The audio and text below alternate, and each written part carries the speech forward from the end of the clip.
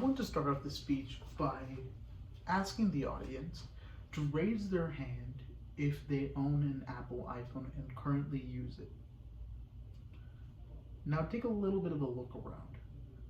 You'll see that a majority of people in this audience have an Apple iPhone. And you must think that's weird or it's just some crazy coincidence. But no, as of 2020 Q1, current CEO Tim Cook stated that there are 900 million active iPhones. Not 900 million iPhones total, 900 million active iPhones, which means 900 million iPhones that are currently in use.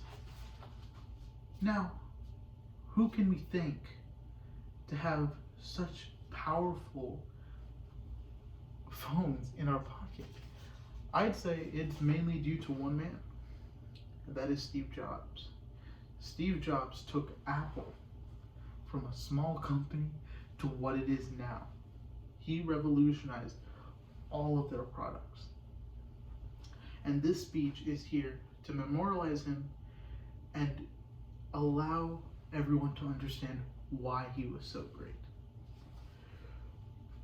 First things first, he was a forward thinker. No one thought like him. Jobs was the first person to see the importance of a personal computer and why they should be more accessible to the public. He saw that and made it a goal. And that is what brought us the iMac, the first somewhat affordable computer that people could actually have in their homes.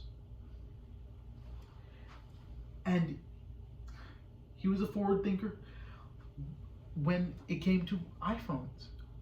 He was the first one to think that people would want touchscreens on their phones. Even when the iPhone was announced, it was revolutionary for its time, but experts in the field thought that Jobs would fail because they thought companies like BlackBerry with actual tactile buttons were going to be there forever. Now look at where BlackBerry is and look at where iPhones are. The next thing is, Jobs wasn't just a forward thinker. His thought process was mainly for efficiency. And because of his strive for efficiency, he didn't care what others thought about him. He wore the same thing every day. Instead of other CEOs and other rich people, he didn't care what others thought about him. He wore the same thing every day. The same black turtleneck, the same jeans. Because he saw fashion as an obstacle. He wanted to find a way to minimize the obstacles in his life. So he just wore the same thing every day, or whatever was convenient to him. Same thing with his cars. He didn't like flashy cars. Even though his cars were expensive, he didn't want to flaunt his money.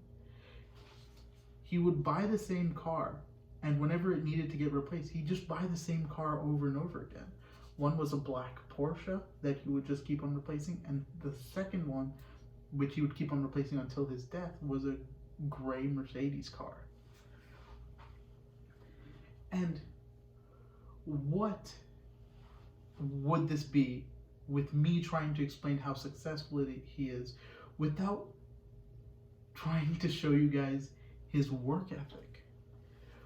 When Steve Jobs was ejected from the company and brought back to save it, he worked from 7 a.m. to 9 p.m. every day as a CEO.